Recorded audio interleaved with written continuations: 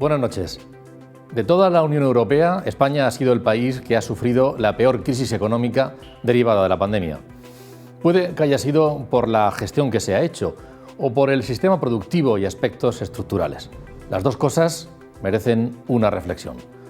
Ahora empieza a haber datos positivos reales en el incremento del PIB, la construcción, el empleo, que llevan al optimismo.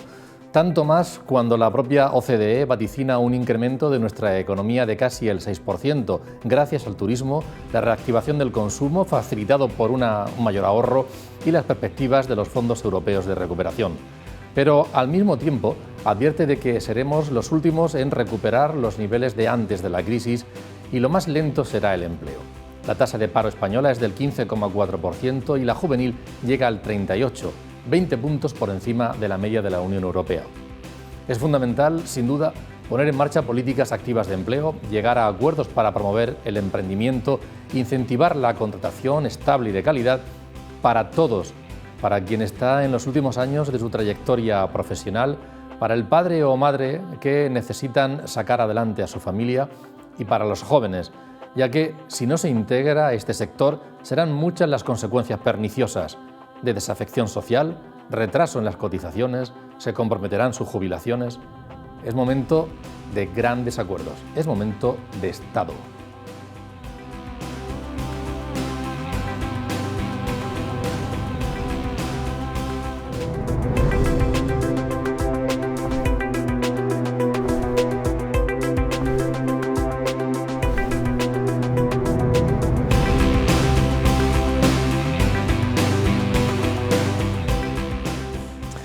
Bienvenidos, gracias por estar aquí como todos los jueves, atendiendo pues, las reflexiones, los análisis de nuestros invitados, que en esta ocasión van a ser los de Joaquín Azparren. Joaquín, encantado de contar contigo. Hola, ¿qué tal? Buenas noches. Hoy lo hemos cambiado de banda. Sí, estamos del otro lado hoy.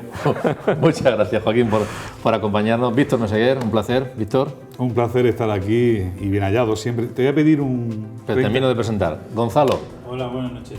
Muchas gracias por estar aquí también. Yo dice que, 30 segundos. Que le deje 30 segundos, después se ve que ya no va a hablar en el resto de horas. Exacto. Venga, No, pero eso va a ser difícil. ¿Cómo es posible? Yo quería plantear que hoy es un día importante para la casa, para la Universidad Católica San Antonio de Murcia y sobre todo porque es importante para un miembro de su claustro docente. Esta mañana el Consejo de Gobierno de la región de Murcia nombró consejero del ICREF, en el ICREF, que es el Instituto Especializado en Gestión Financiera y Desarrollo Local, al profesor Gonzalo Wandoself. Y yo quiero aprovechar la ocasión para decir, nunca se lo he dicho a él, el profesor Wandoself es uno de mis referentes en esta universidad, de los principales referentes. Tiene un claustro docente que ha construido día a día, paso a paso, espectacular. Un equipo muy bien armado con Pepe Palau, con Mercedes Carmona, con Alejandro Ros, con Carmen Martínez Franco.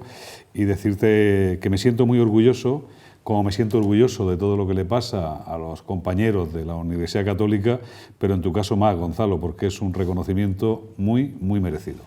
Ahora tenemos un problema. A ver quién discrepa. Yo no discrepo ya con Gonzalo de economía. A discrepar Gonzalo de lo que diga Víctor. Lo puedes hacer con total libertad, Gonzalo. No, el problema lo tengo entre que Antonio me ha pisado medio discurso económico en la entradilla y ahora Víctor me dice esto. Ya me quedo sin palabras. Bueno, felicidades, enhorabuena. Felicidades, Gonzalo. Gonzalo. Muchas gracias. Bien, vamos a analizar algunas de las cuestiones que apuntaba al inicio sobre ese aspecto, por ejemplo, de la reactivación económica. Gonzalo, hay aspectos, me parece contradictorio, porque por una parte la OCDE es el último informe, pero hay más, ¿no? Podemos hacer referencia a él. Manda unos mensajes muy positivos, que nos pueden parecer positivos, ¿no? En el sentido del crecimiento que se ha producido y que se va a producir, en la reactivación de empleo. Ha habido datos de ayer mismo muy interesantes, pero luego nos dice, pero ni de lejos es lo que se necesita y además especialmente el empleo va a ser más lento. Al final, ¿con qué nos quedamos? Vamos a ver, nos tenemos que quedar con que la recuperación está siendo rapidísima, es verdad. Es decir, es cierto, hay ciertos aspectos, por una parte el plan de recuperación. Luego, es verdad que había unas ganas tremendas de consumir. De hecho, hay un dato curioso. Fíjese, el gasto en restauración con tarjeta de la población ya está más alto que en mayo del 2019. O sea, la gente ha salido con la tarjeta a consumir un montón, porque teníamos ganas. El turismo se está recuperando mucho más rápido de lo que pensaban. La verdad es que está sorprendiendo a todo el mundo. Por lo tanto, es verdad que, como tú has dicho antes, la OCDE dice que vamos a tener un incremento del PIB este año del 5,9%, todavía lejos del 7,2% que el Gobierno puso en los presupuestos, que tendrán que corregirlo. El consumo, que en el año 2020 fue de un menos 12%, está en este año en 6,4%, que es 5 veces más alto que antes de la pandemia. Es decir, que hay un montón de datos que nos dicen que la gente tiene ganas de salir, que tiene dinero porque ha ahorrado y que quiere consumir.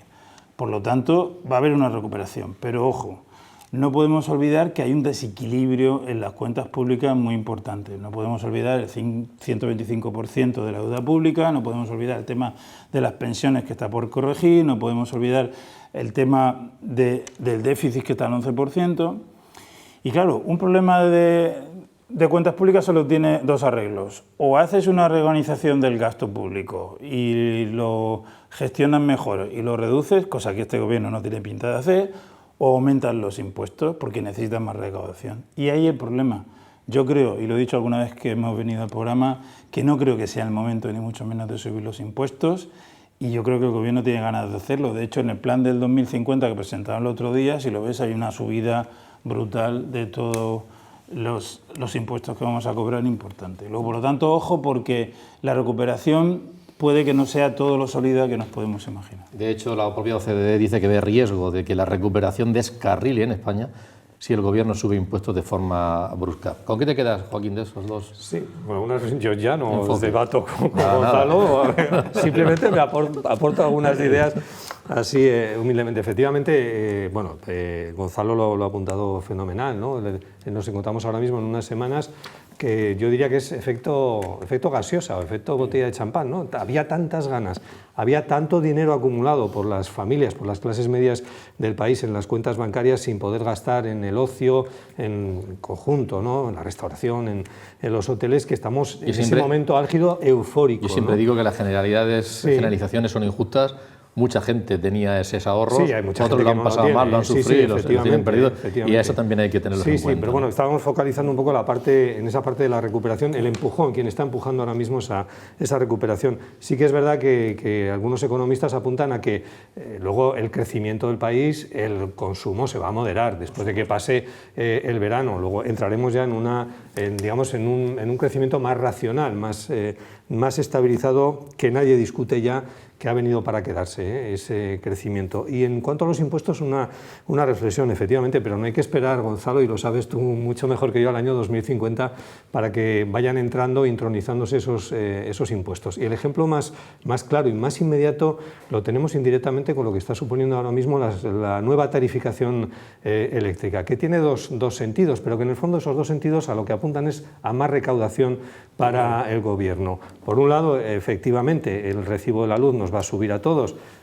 por mucho que intentemos, o por mucho que diga la ministra y por mucho que intentemos, racionalizar según las nuevas pautas, ¿no? Lo que es el consumo y atenernos a esas franjas valle. Esto redunda en que el 21% del IVA sigue siendo el del recibo de la luz, con lo cual va a haber un incremento recaudatorio de lo que vamos a pagar los españoles por la luz, pero es que además en ese recorte que el Gobierno ha publicitado, que quiere imponer a las eléctricas por ese bono caído del cielo que llaman sobre emisiones de CO2, pago de emisiones de CO2, que va a suponer, dice el Gobierno, que les va a recortar a las eléctricas 1.000 millones de euros, resulta que esos 1.000 millones de euros, si uno se lee la letra pequeña, no van a recortar la factura de la luz de los españoles, van a ir al bolsillo del Estado, que ya tiene precisamente en qué gastarlo, y lo ha dicho, como digo, en la letra pequeña. Luego, la recaudación, yo creo que además, obligado por Bruselas, no va a esperar al año 2050, ya ha empezado ya por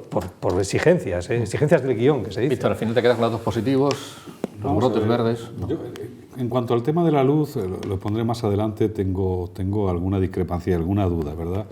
El tema del recibo tiene dos partes, la parte fija, la parte variable. La parte variable depende, pues la gente consume, si no consume, si hace viento, si no hace viento, si hay sol. Pero el problema está en la parte fija. Y en la parte fija hay un problema con el gran oligopolio del sector eléctrico en España, cuando además hay alternativas, hablaremos en su momento. En los datos de la OCDE, Mira, sí, yo creo que hay mucha gente que a nivel de consumo, todo lo que no han gastado en compras, en viajes durante la crisis, pues ese dinero se va a inyectar en el sistema y va a alegrar la economía. También es verdad que tenemos la entrada masiva de 140.000 millones de euros, no lo olvidemos, que eso también... Pero ya vendrán, ¿no? ¿Dónde están, Víctor? Pues mira, No sé, acaban de adjudicarle a CEPES, a Juan Antonio Pedreño, 100 millones de euros. Por darte un dato. Hoy. De fondos europeos. Fondos europeos. Next Generation, 100 millones de euros para la economía social. Y luego, también es verdad que vamos a tener ahí el certificado digital que va a permitir a la gente pues también que el turismo pueda tener cierta alegría. Pero tú querías vincular eso a las cuestiones de empleo. Sí. España es el país que más crece en destrucción, más rápidamente destruye empleo y más dificultad tiene para recuperarlo. ¿Cuál es el problema que yo veo ahí? Que todo no está en la ley, que las leyes no cambian la realidad social. Yo creo que cuando uno habla de creación de empleo, de destrucción de empleo en este país, pues tendría que poner el ejemplo, y tenemos aquí a Joaquín, de Navarra, Nafarroa, País Vasco y el resto de España. La diferencia no está en la ley es la misma. La diferencia está en el PIB industrial del País Vasco. El empleo industrial tiene una destrucción menor que el empleo del sector servicios, pues es lo que hay. 2, el empleo industrial tiene mayor calidad, con mayores sistemas de protección social, mayores salarios que dan lugar a mejores pensiones. Bueno, igual lo que tenemos que plantearnos es qué queremos ser de mayores. Y en el caso de la región de Murcia, lo publicaba yo hoy en La Verdad, si queremos ser el Silicon Valley de España, pues tenemos opciones para serlo, o queremos ser el bar de copa de España. Porque además hay que plantear una cosa, digo porque estos días en las redes sociales he oído cosas de gente que habla muy alegremente.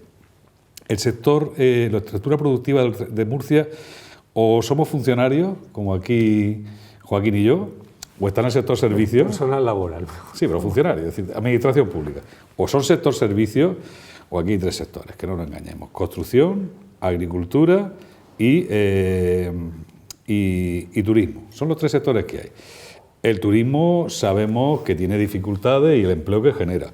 La agricultura, por cierto, es el sector que más se puede incorporar a la famosa transición verde y transición digital, si quieren los agricultores, y toman en consideración que también para ser Silicon Valley hay que pagar buenos salarios, hay que darle formación a los hijos de los inmigrantes y los españoles tienen que vivir en casas dignas.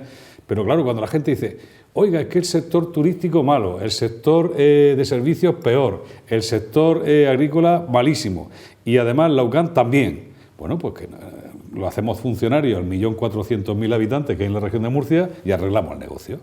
Por eso digo decir que Murcia tiene una enorme oportunidad para hacer esa transición industrial y honestamente yo creo que la industria auxiliar del sector agroalimentario y el sector agroalimentario en sí mismo puede ser un gran motor de la economía. Yo creo que hay que ser prudente. Yo siempre, en épocas de crisis, es verdad, sobre todo después de la crisis, que es el momento de replantearse el futuro y qué queremos ser dentro de 20 o 30 años, cambiar el sistema productivo. Eso está muy bien, pero todo eso, lo que hagas ahora, lo vas a ver dentro de 20 años. Yo lo que digo es lo que está pasando ahora. Ahora es verdad que el motor de la recuperación está siendo el turismo. De hecho, el gobierno espera llegar a un 50% del impacto del turismo antes de la pandemia. Yo creo que va a ser mayor, pero no hay que olvidar que, primero, según la propia OCDE, España va a ser el penúltimo país o el último casi en recuperar los niveles de PIB de antes de la pandemia. Me parece que solo nos supera Islandia, ¿de acuerdo? Es decir, y que va a ser muy lento en el sentido de que, primero, olvidaos, o no podemos olvidar que hay 150.000 empresas que han desaparecido, que se han ido. Y luego, las ayudas no están llegando del todo. Yo ayer estuve hablando con varios hosteleros, precisamente y tal, y o están llegando tarde o no están llegando como deberían llegar. Es decir, que ojo con esa recuperación porque está habiendo una sensación, no sé si pasa, cuando tú vas por la autopista y vas en un carril y parece que todos los demás carriles van más rápido que tú. Pues eso está pasando a muchas empresas, a muchas pymes que están en los sectores, que ven que hay sectores que están recuperándose mejor, pero el suyo parece que no se está recuperando. Hay uno que es de la construcción, Gonzalo, que tiene buena pinta. ¿Debemos fijarnos en lo que ocurre en la construcción y por qué sucede? La construcción siempre ha sido un motor, tanto en la época de crisis como en la época, digamos, de crecimiento. Es verdad que, aunque tú dices, que me parece muy bien, que hay una parte que no ha podido ahorrar, pero ha habido gente que ha podido ahorrar y está aprovechando para cambiar de casa, para arreglar su casa, para comprarse una casa nueva, y eso es así. Y la construcción es verdad que está pegando un pequeño tirón, pero sobre todo el turismo, la gente empieza a moverse. Esta mañana la persona que ha entrevistado a Joaquín en su programa de radio, que era de la Asociación de Líneas Aéreas, pues decía que ellos esperan que haya un impulso importante y sobre todo a nivel doméstico. Están notando que se están moviendo, ¿no? Sí, no, era así. Esperaban en concreto, Gonzalo, un 60% del volumen del tráfico que tuvieron en el año 2019, de cara al verano, con lo cual efectivamente se está marcando la senda de la recuperación. Pero quizás yo creo que efectivamente cambiar el modelo, Víctor, eso no se hace de la mañana a la noche y llevamos muchos años escuchando en esta región. Pero es verdad que es el momento de hacerlo ahora, ¿eh? Sí, pero al final yo tengo la sospecha de que buena parte de esos fondos Next Generation que van a llegar o que están llegando a la región, al final lo que van a hacer es volver a los mismos sectores productivos que ya existen, es decir, no, eso sería un error. Claro, y no van a ir tanto en incentivar y en promocionar nuevas vías de desarrollo para la región, tendiendo hacia un cambio de modelo productivo. La pregunta es, ¿pero han presentado ideas y proyectos en ese sentido? ¿O estamos solamente reivindicando más, que está muy bien, que está muy bien, más fondos para educación, más fondos para sanidad, más fondos para... Hay varios temas ahí, Joaquín. Primero, y eso, si entramos en el tema de los fondos de Next Generation, primero hay un conflicto político. Y es que hay elecciones de aquí a 2 años y la gestión de los fondos va a ser como mínimo complicada, por no decir otro nombre. Es decir, todavía a las alturas que estamos no sabemos ni cómo se van a gestionar, ni cómo se van a desarrollar, ni muchas historias. Pero sí hay una cosa clara, es decir, la Unión Europea, que apostaría por una concurrencia competitiva, lo que dice es que hay 2 principios ordenadores. Sostenibilidad es uno, transición verde, es decir, sostenibilidad sí o sí, y otro, el tema de transición digital. Yo creo que son 2 elementos para una estructura productiva en esta región que yo honestamente creo que está cambiando. Es decir, yo posiblemente, puede ser que tenga síndrome de Estocolmo, pero yo estoy visitando empresas de esta región. Esta región tiene un nivel de empresas que en muchas comunidades autónomas ya quisieran. Empresas del sector agrícola que tienen que mejorar muchas cosas, pero que han avanzado en calidad, en protección medioambiental, en digitalización, en robotización. Yo las que visito, algunas cerca de donde vive, del pueblo de origen, de la Vega Media, del pueblo de Antonio, otras en el campo de Cartagena, otras en la zona de Guadalentín, ahí tenemos un nivel de empresas importante. Y mira, ligado al tema de la crisis energética, una idea para que los que están viendo en el programa nos puedan insistir. Mucho de ese dinero de los Next Generation se va a ir a la reforma, a la rehabilitación de viviendas. Sí. Cuando hablamos de crisis energética, muchas veces crisis energética, es decir, yo creo que el sector de la construcción, lo apuntaba bien Gonzalo, pensar en la recuperación en Murcia sin el sector de la construcción es imposible, pero tendrá que aprender de sus errores, ¿verdad? Pero uno de los errores, oiga, es que si construyéramos bien, aquí no se trata, como decían algunas compañías en plena ebullición del ladrillo, vamos a hacer la casa de sus sueños. No, haga usted una casa sostenible, que no se caiga, que tenga puertas, que tenga tabiques que no sean ladrillos del 4. Yo puedo decir que hay modelos de construcción en esta región que recuperan la construcción de mis padres, la construcción de mis abuelos, de muros de 50 centímetros, eso se hace hoy con termoarcilla, que no necesitan aire acondicionado. Fíjate, qué forma más bonita de reducir la factura de... Y luego, no sé si toca hablar de qué hacemos con el desempleo juvenil o eso. No, quiero hablar de eso. Sí, precisamente lo iba a sacar. Lo iba a sacar porque la verdad es que hablar del desempleo centrado en un sector, igual, por lo mismo que decía antes, del consumo de quien no ha podido ahorrar, me parece injusto, porque hay personas que han trabajado durante muchos años de su vida y justo cuando ya están acabando sufren el desempleo y es una situación terrible e injusta, lo que les deviene. Es también terrible e injusto que un padre o madre de familia le cueste trabajo llevar a su casa el sustento, es terrible. Pero luego hay bolsas, ¿no? Bolsas, por ejemplo, del desempleo femenino o bolsas también del paro juvenil, que es muy elevado en España respecto incluso de la Unión Europea. ¿Por qué ocurre esto? Y no sé si hay conciencia suficiente de que las consecuencias pueden ser muchas. La desafección de los propios jóvenes respecto del sistema, respecto de entidades, de organizaciones, de muchas cosas, ¿no? O también a la hora de empezar a cotizar, que se retrasa, de emanciparse, de crear una familia y de empezar a cotizar. Es decir, que son muchas las consecuencias, insisto, teniendo en cuenta que todo es negativo, cualquier persona que lo sufra, pero que ese colectivo, ¿por qué llega a ser tan alto y qué habría que hacer para enmendarlo, Gonzalo? Yo creo que de eso hemos hablado ya alguna vez. El paro juvenil en España es un problema estructural, es decir, viene incluso ya la dictadura tenía unas tasas altísimas y luego con la venida de la democracia no se ha sabido realizar la digamos, reforma que consiga que podamos tener un mercado de trabajo abierto, flexible y libre, y por lo tanto, pues ya Almunia lo intentó en su momento, hizo una pequeña reforma, pero no llegó a cuajar del todo. ¿Y cuál es el problema del paro juvenil? Porque tiene precariedad, temporalidad, y encima antes salían en el extranjero, que me decía antes Joaquín, la cantidad de gente joven que había por ahí, pero es que ahora ni siquiera pueden salir por el problema que tenemos. Entonces, ¿qué es lo que hay que hacer? Bueno, pues yo creo que en España se adolecen dos problemas. Uno estructural, que es lo que acabo de decir, abordar eso para de alguna manera hacer el mercado más flexible, pero por otro lado hay que actuar a corto plazo. Tampoco se hacen, por ejemplo, en el Reino Unido se acaba de hacer un plan especial de urgencia para el primer empleo de los menores de 24 años. Entonces, el gobierno yo creo que debería tomarse en serio ese problema que, como tú dices, es fundamental, porque lleva a la desafectación total de la gente joven con la política y con la sociedad. Yo tengo hijos en esa edad, alrededor de los 20, y ellos ven que su futuro o alguien les ayuda o va a ser un poco negro. Entonces, yo creo que las dos patas hay que trabajarlas. Hablamos mismo del cambio del sistema productivo, pero al mismo tiempo tienes que consolidar el crecimiento. Aquí igual, tienes que arreglar el problema estructural del paro juvenil, pero tienes que hacer planes a corto plazo para ayudarle. Víctor.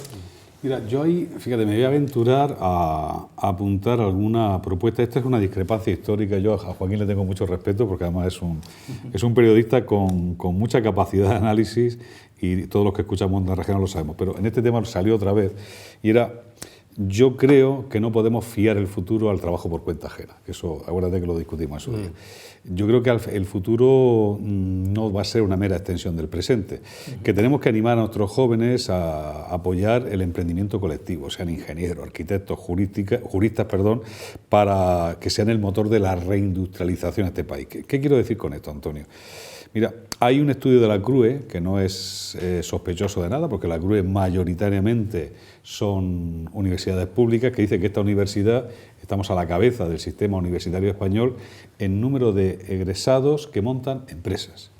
Pues eso es un tema importante. Si además lo hacen de forma colectiva, porque otra cosa, el problema de la estructura productiva de este país no es el dominio de la pyme, sino de la micropyme. Y eso es complicado para el empleo, ¿verdad?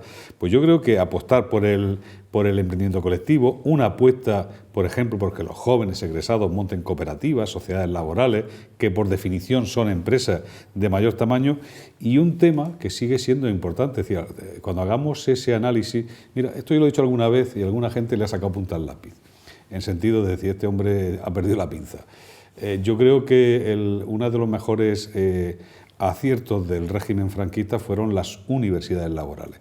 Y uno de los fracasos de nuestro actual sistema es que históricamente hemos fallado en la formación profesional dual. Sí. Otro ejemplo, no lo digo por hacer autopublicidad, donde la UCAN incorpora al sistema universitario la propia formación profesional. Si queremos un sector industrial, tendremos que tener manos de obra para ese sector, ¿no? O el sector industrial lo hacemos con licenciados en Derecho, el sector industrial lo hacemos con licenciados en ADE. En este país hay cosas que tiene que repensar. Tiene razón Joaquín que estos cambios no son de hoy para mañana, pero bueno, planificar, hacer política es hacer hoy las cosas que permitan un mejor mañana. Vamos a ver si lo hacemos.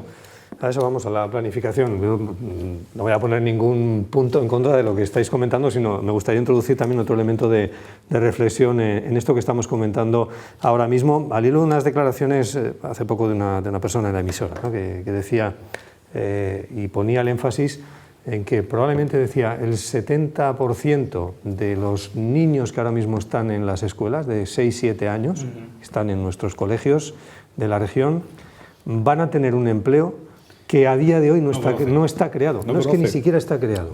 Es decir, era una forma de ilustrar en qué momento de revolución digital nos encontramos. Y hay dos factores fundamentales en los que, por encima de reformas de las leyes de educación y del debate político en que si esta asignatura o la otra, Yo creo que los responsables de la educación en este país, estamos dentro de una institución de la enseñanza como es la UCAM, se deberían sentar a pensar sobre dos ejes principales.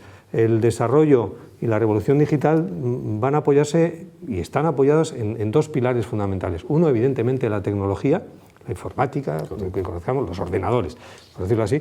¿Cuánto de ordenadores, cuánto de informática, cuánto de procesos informáticos estamos ya enseñando desde pequeños a los nuestros en el colegio? Es decir, cómo empezamos a formar a esa nueva generación para hacer frente a ese puesto de trabajo que todavía no se ha creado y que se va a crear dentro de 15 o de 20 años. Primer pilar fundamental. Pero es que la tecnología tiene que ir acompañada del segundo pilar. Vamos a decirlo en un concepto amplio, el humanismo. Sí. ¿Cuántas asignaturas orientadas hacia las humanidades, valores, hacia aplicar el valor y la humanidad a la tecnología se están dando ahora mismo en la enseñanza? No lo digo yo, lo dicen los expertos y a mí me ha llamado poderosamente la atención. Y hay que pensar en eso. No hay que pensar ahora mismo en si la reforma de la ley educativa trae no sé qué asignatura para el año que viene o si con 3 suspensos se pasa o no se pasa de curso. Es decir, lo profundo está ahí y la raíz está ahí. Y si no trabajamos en esa raíz desde ya, todos esos cambios de modelos productivos de los que estamos hablando aquí encima de la mesa no son posibles, no vamos a tener oportunidad. Y en eso en este país no se piensa, creo. Yo por apostillar lo que dice, es una broma que suelo gastar a los alumnos todos los años cuando empiezo las clases, nadie desea lo que no conoce. Y yo se lo digo, mira, yo que soy de la Huerta Profunda, del Raal, que es un pueblo muy de huerta de esta región, yo le digo a ellos, si yo hubiera sabido de joven que existía la figura y el oficio de notario, yo no estaría dando clase aquí, me habría hecho notario. Lo que pasa es que en mi pueblo no sabíamos que existían los notarios, ni los registradores. Y es verdad, es decir, lo que apunta Joaquín es muy importante. Es decir, la mayoría de los empleos de esta gente que tenemos en la universidad o en la formación primaria, secundaria, va a trabajar en puestos que no conocemos. Esa es la capacidad de anticipación de la universidad. Es decir, yo creo que el modelo de enseñanza enciclopédica, el modelo de enseñanza tradicional, pues tiene que empezar a abrirse a ser predictor de nuevas profesiones, de nuevos oficios y sobre todo que si hablamos tanto de reforma de la estructura productiva, tendremos que acompañarla. Empezar por ahí. Porque además, mira, en esta región, que ya lo hemos alicatado todo, lo tenemos todo alicatado, es decir, es una cosa espectacular. Yo creo que es el momento de recordar que el mejor recurso de esta región son la gente que vive aquí y el mejor cultivo, las ideas. Y eso solo se hace con formación. ¿Habéis hablado? Cualquier día te invito a dar un paseo por Calnegre y ahí ya verás que no hay mucho alicatado. Caminante. Todavía queda algo, queda algo. Y en Cablanque tampoco. Y pone Cablanque, Calnegre. Ha hablado Víctor de la subida de la luz, también ha hecho referencia a Joaquín, creo que ha sido. Es una realidad que la subida, que el cambio, la reforma que se ha producido conlleva una subida de la luz. Vamos a pagar, si no cambiamos nosotros los hábitos, vamos a pagar más. Hay todo tipo de valoraciones, de opiniones. Bueno, y en las redes sociales, eso de poner la lavadora a las tantas de la madrugada, de la noche, es ya, de hecho, hasta la ministra hacía referencia a ello. Pero es una realidad que el final, la suma o la media, hace que tengamos claro que se va a producir una subida muy importante de la luz, que cuando ocurre la critica siempre la oposición, pero es recurrente esa subida, ¿no, Gonzalo? Vamos a ver, a mí aquí me gustaría distinguir dos cosas. Por un lado, es verdad que tenemos un problema a futuro. Es cierto que parece que todo el consumo está prácticamente concentrado en 8 horas punta, actualmente el consumo eléctrico en los hogares y tal.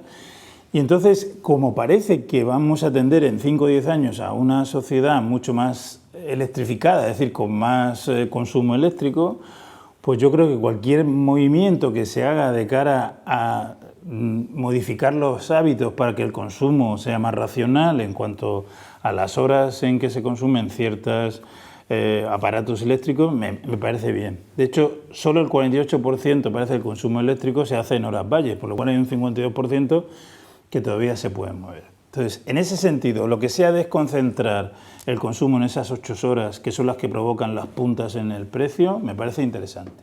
Pero otra cosa aparte es cómo se calcula el precio de la energía, que me parece que es un sistema volátil que es insoportable, por decirlo de alguna manera. Antes decía Víctor que hay una parte fija, que es verdad que en los últimos 10 años se ha duplicado, aunque ahora lo han rebajado un 15% en esta nueva tarifa, Y luego hay una parte volátil que es verdad que para mí, tal y como lo han planteado y tú has dicho, pues provoca una subida para los consumidores, provoca una subida para las empresas y además hace que España pierda competitividad, porque claro, de alguna manera si te cuesta más la parte eléctrica de tu factura, de lo que estás produciendo, pues también hay un bajón. Entonces, tenemos un problema bastante importante donde yo creo que uno de los principales problemas es que casi nadie entiende la factura eléctrica. Pues yo no sé vosotros, pero yo no la entiendo. A mí me lo preguntan y yo no sé por dónde cogerlo, la verdad.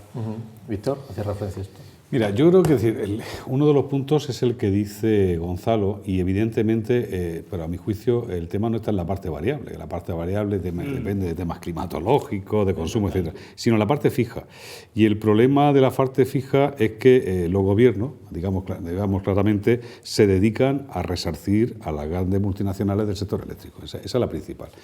Pero por no incidir en algo que Gonzalo ha definido muy bien. Yo creo que todo lo que está pasando en las redes sociales con el tema del cambio de recibo y tal, yo he hecho el cálculo y siguiendo mis hábitos actuales, sin cambiar ningún hábito, me sale creo que son 6 euros más, ¿vale? El problema no es ese, el problema es que estamos en el año 2021 y en el año 2021 tenemos tecnología sobrada para el autoconsumo con comunidades de energía renovables, cooperativas de energía renovable, es decir, lo que es totalmente irracional que desde hace muchos años los españoles tenemos las facturas más caras de toda Europa, es decir, no estamos hablando de España. En definitiva, para mí el momento es una oportunidad para aprovechar la nueva regulación, por ejemplo, en lo que os hablaba antes, rehabilitación de edificios, pero insisto, podemos trabajar en la autonomía energética. Más que entender el recibo de la luz, lo mejor es ser propietarios de nuestra fuente de energía limpias y otra muestra más de que tenemos que pasar de una mentalidad pasiva de consumidores a la mentalidad proactiva de responsables con los demás de nuestros propios suministros. Es decir, yo ahora mismo, yo he hecho los cálculos, yo vivo en La Huerta, en una vivienda unifamiliar, a mí la autonomía energética me estaría costando 8.000 euros. Eso lo tendría amortizado en 15 años. Sí, pero hay una cuestión sobre eso. Y en este país, además, hay gobiernos, como por ejemplo el gobierno de José Luis Rodríguez Zapatero, que a los que invirtieron en la industria solar les hizo algún roto, algún desaguisado. Pero tenemos un país, es decir, lo que es sorprendente, yo hace, Antonio, 20 años que fue la única vez que visité Alemania y había placas solares. Y había modelos alternativos. Sí. Alemania, que Alemania para que te haga un día soleado tienes que rezarle a la Virgen 5 veces, es decir, que no hay caso. Pero sí, no, quería apuntar 2 ideas en torno al recibo de la luz, aunque ya lo he mencionado antes, el tema del IVA. Estamos pagando el IVA más caro, de los países más caros de Europa, cuando en Portugal o en Francia creo que está en torno al 10% el IVA y en Portugal incluso algo menos. Con lo cual, incluso desde el punto de vista de la competitividad empresarial, Gonzalo, ya tenemos ahí en el consumo eléctrico a la hora de pagar determinadas ventajas. No se puede considerar la luz eléctrica como un bien de lujo, claro, un 21%. Estamos en un 21 que realmente es un 23 porque dentro de la parte fija de la tarifa ya hay determinados conceptos sometidos a IVA que a su vez se les vuelve a poner el IVA cuando se hace la suma, con lo cual estamos en un 23% de IVA. Primera el idea. Gobierno siempre saca el fantasma de Europa y dice que Europa no le deja. No, sí le deja, no se puede, no es que le deje, se puede. Segundo, pero mi hijo se la paga el 50% de lo que yo pago en Murcia. Claro. Luego el modelo de consumo eléctrico que nos propone el Gobierno, yo creo que está hecho sobre esa idea, digamos, onírica, de la gente que vive en viviendas unifamiliares que tiene una cochera en la que va a cargar ese coche eléctrico que ha comprado por la noche y de ahí ahorrará dinero y además va a poder poner en el tejado las placas solares que le permitan cierto consumo a lo largo de la jornada. Está muy bien, pero esas urbanizaciones denostadas por otra parte como grandes alicatadoras del país, ahora resulta que es el modelo del ahorro y de la eficiencia energética, pero la realidad de este país es otra bien distinta, y lo apuntaba Víctor, son edificios, comunidades de vecinos con garajes compartidos, con garajes comunes, donde va a ser un lío montar todo ese tema de la electricidad, donde ya es un lío y provoca grandes conflictos en las reuniones de las comunidades de vecinos, si ponemos placas o no ponemos placas en el tejado, y donde además el poder adquisitivo de quienes viven ahí no les va a permitir a los precios que hay comprarse un coche eléctrico por mucho interés que tenga el Ministerio. Y la tercera idea, ¿por qué no adoptamos un modelo de tarificación de la energía eléctrica que sí estamos aplicando, y creo que con mucho éxito, en ciudades como Murcia cuando hablamos del agua? Es decir, vamos a tarificar progresivamente. Usted es una familia de 4 miembros, ocupa un piso de 90 metros cuadrados, hasta tantos kilovatios de consumo va a pagar usted un precio, digamos, bonificado o político razonable. Si usted se pasa de este consumo, a partir del kilovatio X, este precio lo va a pagar a tanto.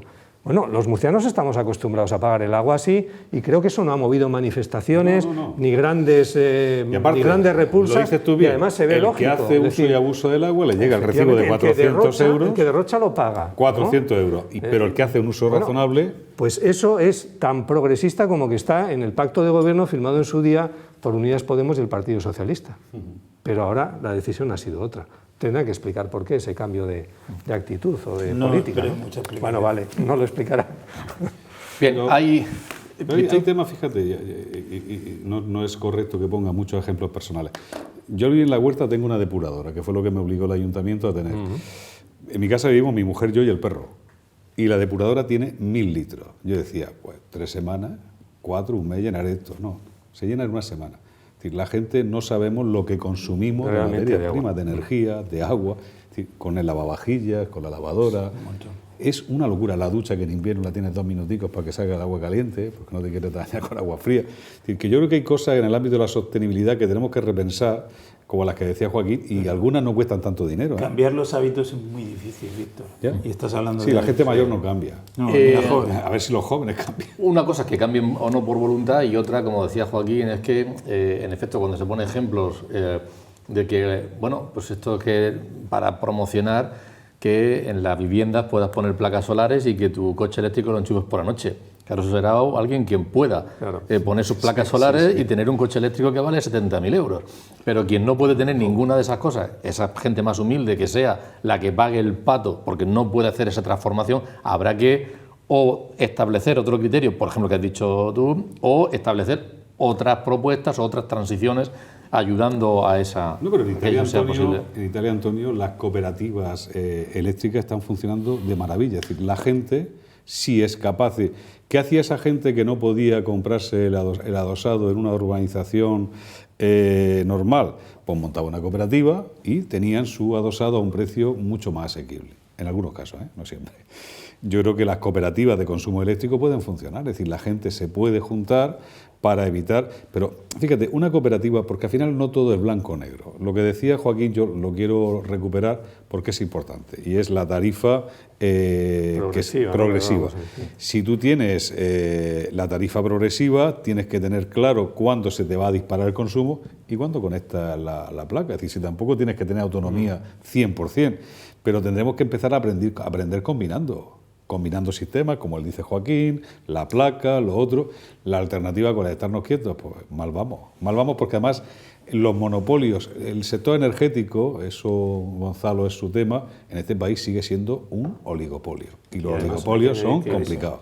Brevemente, se me olvida, no olvidemos a los autónomos, los pequeños empresarios, el señor del bar, quien lleva una peluquería, que tienen unos gastos... El consumo lo hace precisamente claro, en que eso. los gastos son cautivos en los momentos punta del no día, puede a los cuales les va a subir, y de qué manera, el recibo de la luz a final de mes.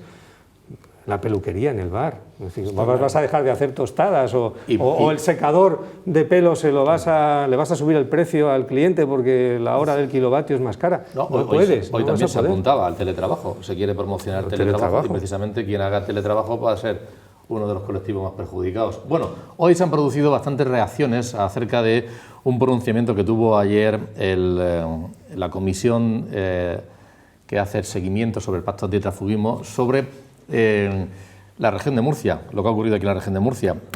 Un pronunciamiento que dice que el presidente de la comunidad, Fernando López Miras, y quienes estaban en Ciudadanos y continúan en el gobierno, los califica de tránsfugas, aunque es un dictamen evidentemente político, y nada tiene que ver con el jurídico, que ya en su día hubo partidos políticos que acudieron a la justicia y consideraron que no había nada ilegal, nada punible. El presidente de la comunidad, Fernando López Miras, hoy ha hecho declaraciones y además bastante amplias sobre esta cuestión.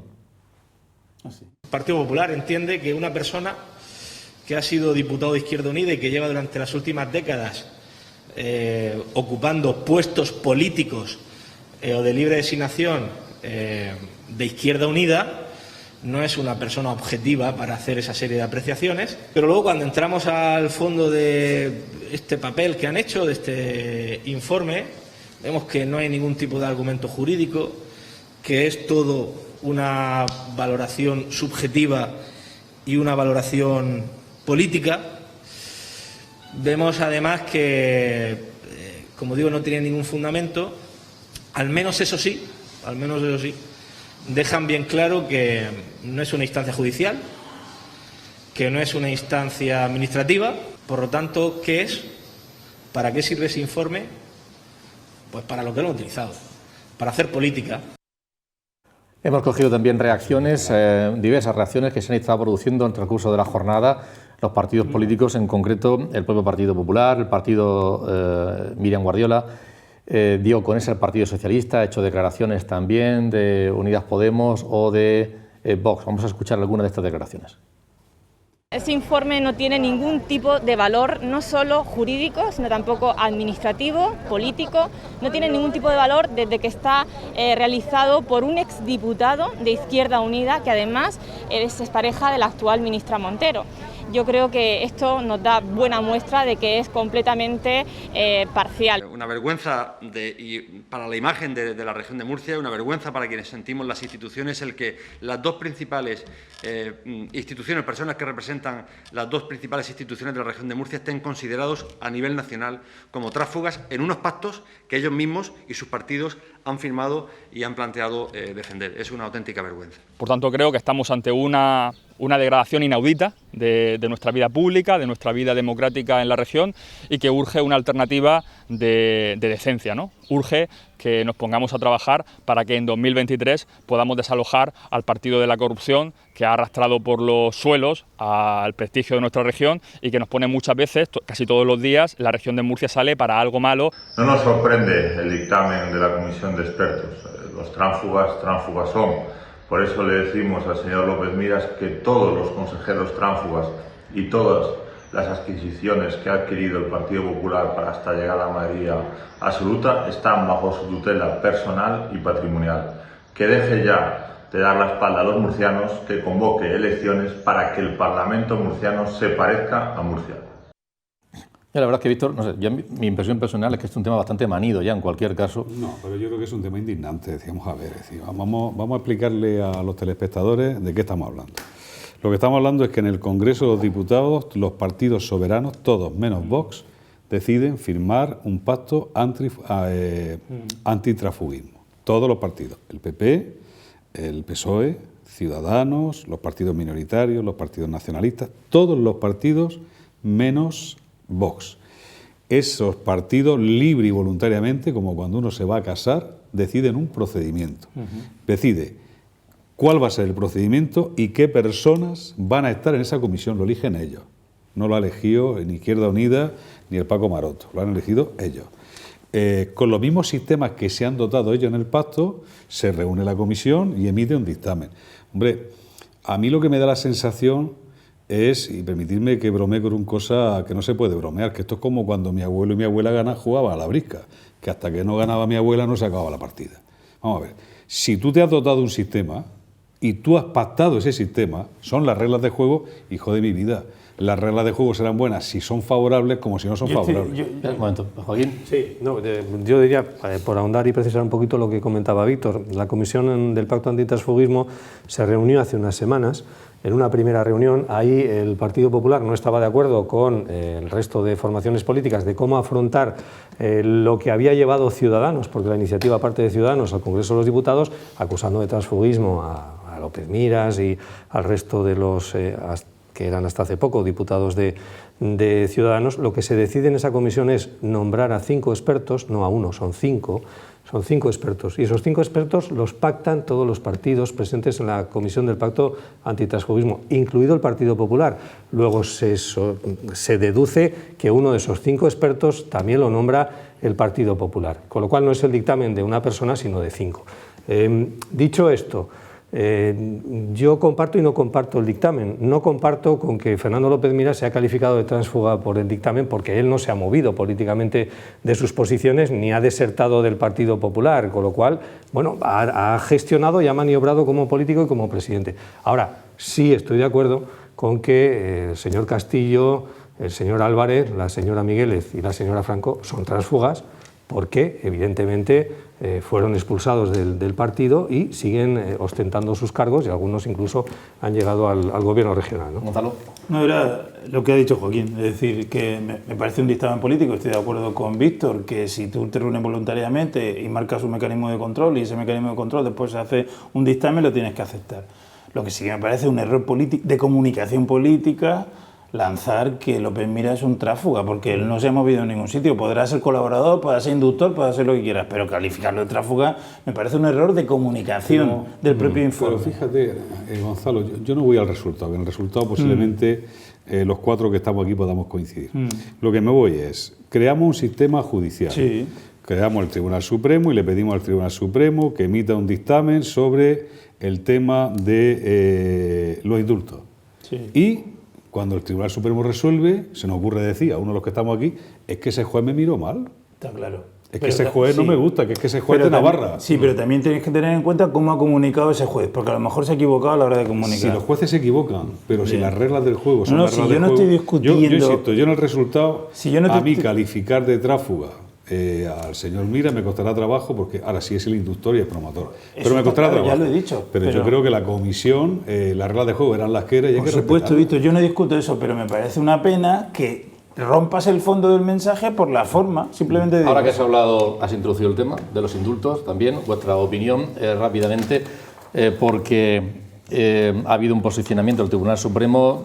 Salió la semana pasada y un poquito de soslayo, pero ya lo abordamos aquí, sobre el pronunciamiento del Tribunal Supremo, diciendo que, criticaba duramente que pudiera haber los indultos, y ya no entraba al margen de las cuestiones técnicas, ¿no?, de la posibilidad de recurrir, los órganos y demás, sino que entraba en el fondo, ¿no? Hablaba de que no había un arrepentimiento, aunque no fuera imprescindible, que podía ser beneficiario precisamente quien los concedía porque se sostenía en el gobierno.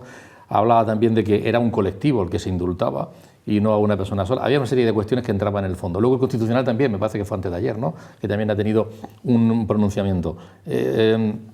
Aquí hay una cuestión, digamos, de convivencia que se esgrime por parte del gobierno, pero hay también una confrontación jurídica, política, y luego también de interés, ya veremos a ver, de rentabilidad política, qué consecuencias tiene, ¿no, Joaquín? Hay muchas patas ahí. Sí, vamos a ver.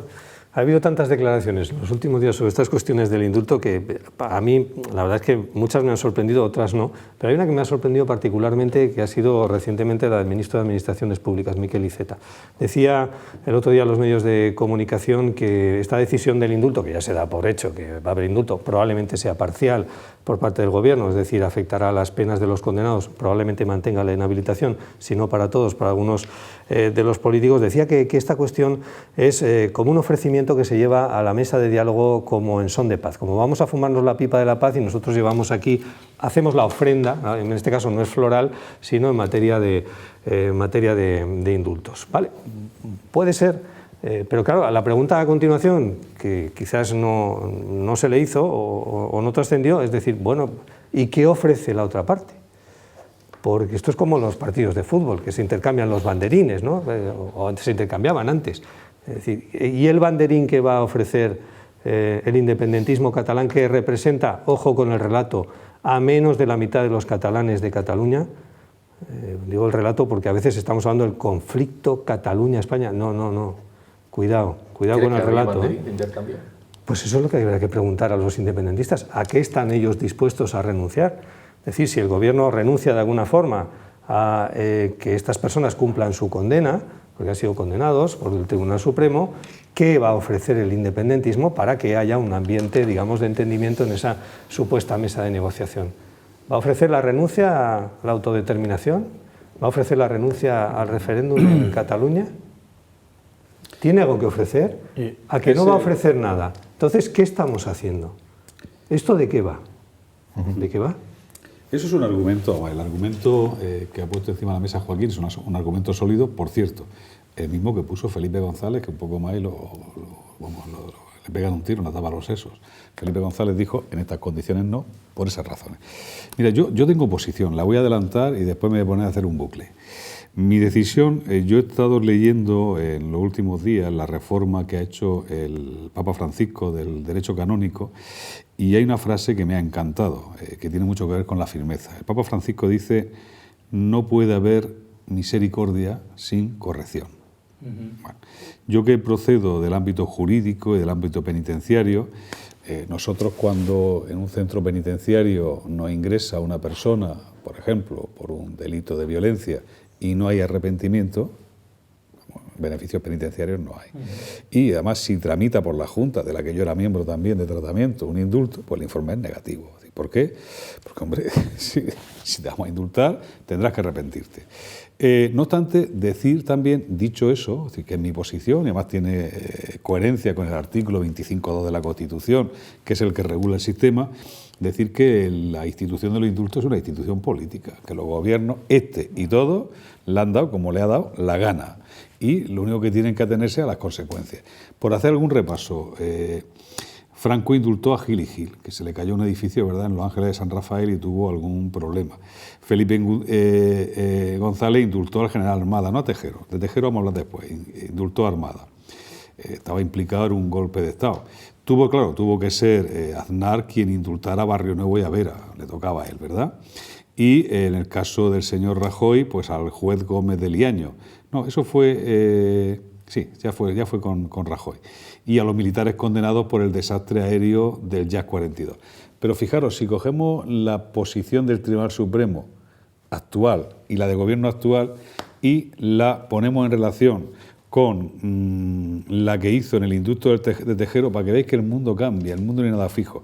Dice el Tribunal Supremo, en el caso de Tejero, se muestra a favor de su indulto al considerar que había razones de conveniencia pública. Eso es lo que dijo el Tribunal Supremo con Tejero. Lo que dice el Partido Socialista, el señor Rubalcaba, en ese momento, el contenido de los informes y la valoración del Gobierno hace de la inexistencia de una voluntad explícita por parte del señor Tejero de acatar el orden constitucional que informemos negativamente del indulto. Aquí se invierten los papeles, ¿vale? Para que veáis cuál es el nivel de arbitrariedad. La misma historia de ahora, pero invertida. El Tribunal Supremo adopta la posición del Gobierno y el Gobierno adopta la posición del señor del Tribunal. Bueno, yo creo que el Gobierno, quiero creer, porque si no sería muy torticero y muy sucio, que el Gobierno entiende que esto puede garantizar la convivencia en Cataluña, pero lamentablemente yo me tengo que alinear con Joaquín. Es decir, primero, insisto, ¿cuál es el paso que van a dar los indultados? ¿Cuál es la contraprestación? Y en última instancia, aun habiendo ese paso, pues yo me centro en lo que dice el Papa Francisco. No puede haber misericordia sin corrección. Aunque técnicamente no es imprescindible. No es imprescindible. Pero me da igual. No es imprescindible. Fíjate, con Tejero dijo el Tribunal Supremo, sí, es un interés público. Tejero ya le dieron el tercer grado a los 2 meses. Salió casi en libertad. Y el Gobierno dijo, no, como no se ha arrepentido... Yo tengo una posición muy clara en este aspecto. Yo creo que los independentistas están chantajeando a mi Gobierno, al Gobierno nacional. Me da igual el color. Es un chantaje. Es decir, es que me hace gracia que no se diga claramente. Están chantajeando, le están diciendo o nos das el indulto o no terminas la legislatura. El Gobierno ante eso, ¿qué hace? Intenta de alguna manera vender la conveniencia pública, que yo no discuto que pueda serla. Lo que sí que discuto es que el Gobierno piensa que el arrepentimiento no es necesario. Y es verdad que no es necesario jurídicamente, pero la sociedad lo exige. Sí. Y si no lo ven, es que no lo tienen muy claro. Por lo cual mi posición es muy clara. El Gobierno tiene que o exigir el arrepentimiento o convocar elecciones, porque no puede estar en manos de esa gente. Eso que dice Gonzalo, y eso yo lo tengo clarísimo. Lo que dice Gonzalo es una gran verdad, y si el Gobierno aprueba el indulto tendrá una sangría electoral. Brutal. Porque aquellos ciudadanos que pensamos que la decisión de Cataluña nos corresponde también a nosotros, no vamos a entender que a estos señores se les den indulto sin ningún banderín de enganche y encima diciendo hace 2 días que van a promover nuevamente la independencia. Por eso yo creo que el gobierno, Víctor, tiene que ser valiente, y tiene que exigir el arrepentimiento. Y si no lo consiguen, convoca elecciones, pero sé valiente. Tiene que ser Eso valiente el yo. gobierno, y yo en este caso te lo digo, tendría que ser valiente el señor Casado y salir en auxilio del gobierno. Es decir, no des el indulto y acaba los 2 años. Estoy de pero no acuerdo del indulto. contigo. Bueno, estoy de acuerdo. Una reflexión incluso más a largo plazo y más profunda de lo que puede suponer estos pasos del gobierno en esa mesa de diálogo, se llama por un lado, de negociación por otro, ¿no? Yo creo que el gobierno se coloca ante una puerta que abre un abismo a este país, porque de los resultados de lo que ceda el gobierno de la nación al independentismo catalán va a resultar qué va a pasar con el nacionalismo vasco y qué va a pasar con los nacionalismos que ahora mismo, digamos, son latentes, incluso residuales, pero que pueden cobrar mucha fuerza en Galicia, en Baleares, en Canarias, en Navarra. Nos jugamos mucho en ese. Es decir, podemos estar abriendo la puerta a y puede sonar muy apocalíptico, pero al desmembramiento de lo que es el Estado. No para el año que viene, no dentro de 5 años, pero entramos en un horizonte, o puede abrir la puerta a un horizonte muy, muy preocupante para el futuro de España, el que se siente el gobierno a negociar con unos independentistas catalanes, que no es con Cataluña, insisto, que no es con Cataluña, que es con unos independentistas catalanes que en estos momentos tienen el gobierno de Cataluña en sus manos. Y lo que parece también justo es que cuando se hacen sondeos sobre expectativa de votos en determinadas comunidades autónomas, pues se mire solo a lo que hacen o dejan de hacer en las comunidades. Yo creo que este tipo de cosas castigan a los líderes socialistas de determinadas comunidades, ¿no?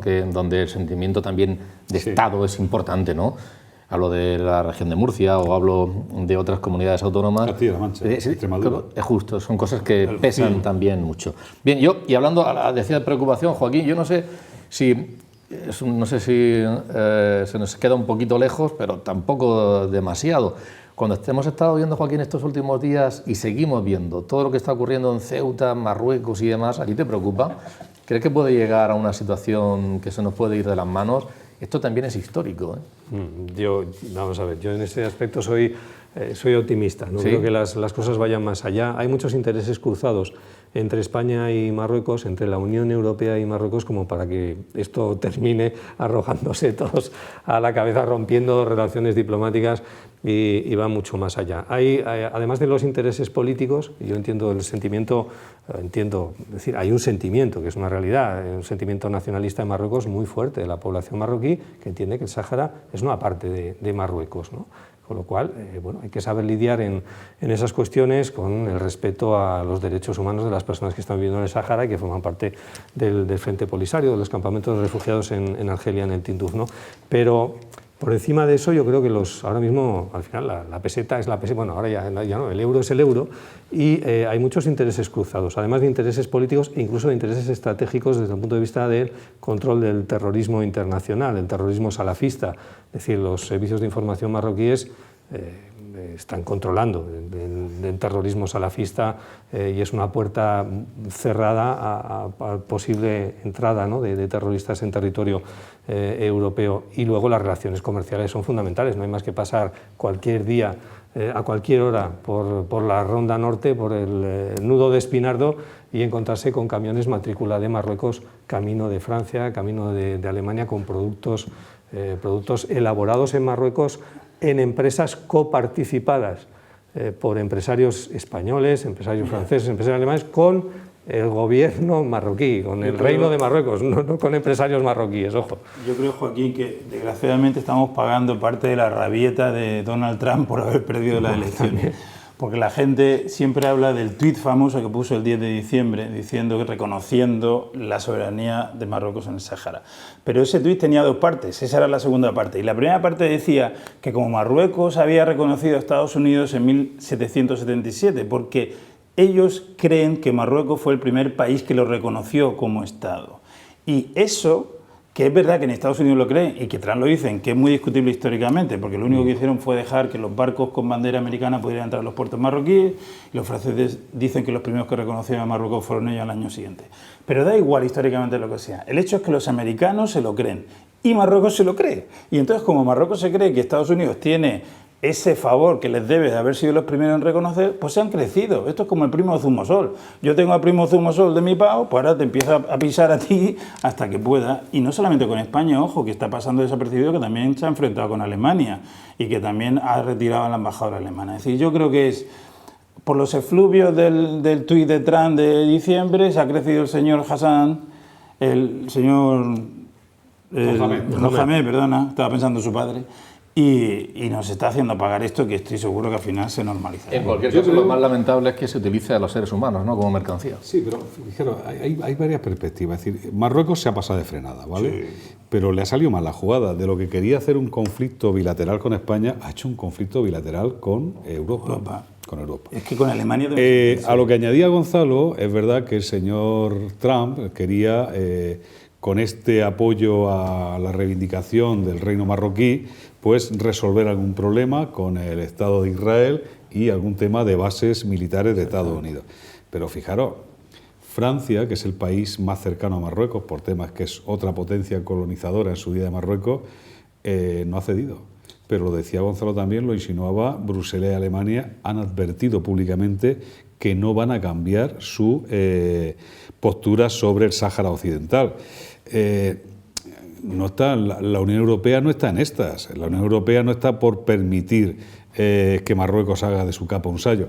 Por otro lado, tú lo decías también, Antonio, es decir, este hombre que suele tomar como rehén a sus propios ciudadanos, es terrible, ¿verdad? Cuando un gobierno toma de rehén a sus ciudadanos, pues claro, yo he estado en Tinduf mucho tiempo y he estado recientemente en Ceuta y en Melilla. Hay que leer la situación de Melilla desde una óptica muy concreta. La economía del norte de Marruecos, en torno a Melilla, pivota en parte en torno al comercio alegal con Ceuta y Melilla, las divisas de los inmigrantes y el turismo, que con la COVID está paralizado. Con lo cual, este hombre ha utilizado el hambre de su pueblo para meterlos en un nuevo conflicto internacional. Yo creo que este conflicto habrá que solucionarlo con calma, primero porque Marruecos tiene 35 millones de habitantes, con lo que realmente son consumidores también de lo que produce nuestro país, y eso es un tema importante. No voy a ser yo tan fino de ponerme en el tema exclusivamente ideológico, pero creo que en este caso lo que sí imputo es que la ministra de Asuntos Exteriores ha cometido algún error que debería evitar, de pisar callos, y que igual el rey, que ya que estamos todos por defenderlo, tendría que hacer algún viaje y sentarse con su hermano, con el rey de Marruecos, y hablar. Los reyes están para eso, ¿no? Es decir, que se vaya para allá el rey y le diga, oye, ¿cómo arreglamos esto sin que sea un chantaje? Porque luego, ya para acabar, yo estuve 2 meses en Tinduf en el 25 aniversario. No sé si habéis estado vosotros, pero sí, se te cae el alma. Es decir, cuando tú ves 3 generaciones de jóvenes un mes entero que han perdido su vida en un campamento donde lo que primero te encuentras son cabras comiendo cartones, donde lo único que son jaimas, y si quieres hacer la mínima función de aseo, por no decir otra cosa, te tienes que ir en medio del desierto y hacer unas condiciones muy, muy complicadas, donde el nivel nutricional, me acuerdo que además era el 25 aniversario, y en la despedida, en el único edificio de obra que hay en Tinduf, que es la escuela, nos ofrecieron un banquete con camellas que tenían más edad que yo ahora, porque las camellas no estaban fáciles de comer. Me acuerdo que buscando los cubiertos no los encontré, porque la camella se comía a pellizcos. Ese era el día que el Estado, asentado en Tinduf, había hecho un esfuerzo. Era un acto presidido entonces por la por la ministra Leire Pajín. Bueno, lo que quiero decir es, España sigue siendo la potencia colonizadora del Sáhara. No gestionamos bien ese tema a su día. Habrá que gestionarlo, pero habrá que hacerlo compatible, y vuelvo a coincidir con Joaquín, con los intereses que España tiene con Marruecos. Pero lo bueno es que España ya no es España, solo España es Europa. Una anécdota muy breve de esos intereses comerciales es la anécdota. Probablemente, no sé si habréis comprado alguna vez estos tupper envasados de boquerones en vinagre en una conocida cadena de distribución de supermercados. Bueno, pues esos boquerones en vinagre, los boquerones se pescan en el Banco Sahariano, los pesca Marruecos, los envasan en una ciudad marroquí, y el vinagre se producen en una pedanía del norte de la ciudad de Murcia, y ese vinagre viaja en cubas a Marruecos, allí se hace la mezcla y vuelven los boquerones camino de Murcia. No, simplemente. Pues terminamos ya. Yo siempre lo he dicho, que lo mejor, os agradezco vuestra participación en el programa. Gonzalo, te podemos pedir a partir de ahora con su consejo para tertulias, temas económicos. Asesoramiento. Claro. Muchas gracias, Joaquín Aparre, Víctor Meseguer y Gonzalo, pero escuchen ustedes, yo siempre lo he dicho, que lo mejor de este programa, sin duda alguna, son nuestros tertulianos. Y un programa no se puede... No crean que hay muchos programas que se pueden jactar de tener entre sus tertulianos a un premio Princesa de Asturias. Y en varias ocasiones ha estado aquí, sentada en la mesa, analizando cuestiones Teresa Perales, una deportista con 22 medallas paralímpicas, nada más y nada menos, pero todavía es mucho mejor su palmarés humano como persona. Forma parte de la familia deportiva de la UCAM, de esta casa, de la Universidad Católica de San Antonio de Murcia, y acaba de ser nombrada Premio Princesa de Asturias del Deporte. No nos hemos quedado con una frase suya del programa que estuvo aquí de deporte, sino de esos valores, de esa transmisión que ella hace y de lo que le dice a su hijo. Con eso terminamos, pero no se lo pierdan. Para mí mi hijo es el mejor y lo va a ser siempre, pase lo que pase. Y yo le voy a decir que para mí es el mejor, y se lo voy a decir y voy a hacer que se sienta súper orgulloso. Pero hay otra cosa que le enseño, y es que es tan distinto dejar de ganar y perder para que él entienda que cuál es la clave de todo. No está en el gano o pierdo, es que no, yo siempre he ganado. Yo he dejado de ganar alguna medalla, pero yo siempre he ganado algo, he ganado experiencias. Claro. Y mi hijo entiende de verdad la diferencia entre dejar de ganar y perder. Siempre que lo estás intentando, estás ganando algo. No pierdes nada, solamente pierdes cuando te rindes, cuando no lo intentas, cuando por miedo te bloqueas y no te atreves a hacer las cosas, ¿no? Y creo que si eso fuéramos capaces como padres, transmitirlo a los hijos, jolín, los niños aprenderían a entrenar y a competir de una manera muy diferente. Ojo, yo a mi hijo le insisto en que lo importante no es solo participar, ¿sabes? No. Porque es verdad, yo le digo que claro, tienes que tener la ansia de ganar. Sí, tienes que querer ganar. Y sufrir, perdiendo, pero sin obsesionarse, sin ser tan malo que dices, bueno, tú eres un perdedor. No. No, tú como padre, quiero decir, en su cabeza, ¿no? No tiene que existir la palabra perdedor, porque no vale para nada, además.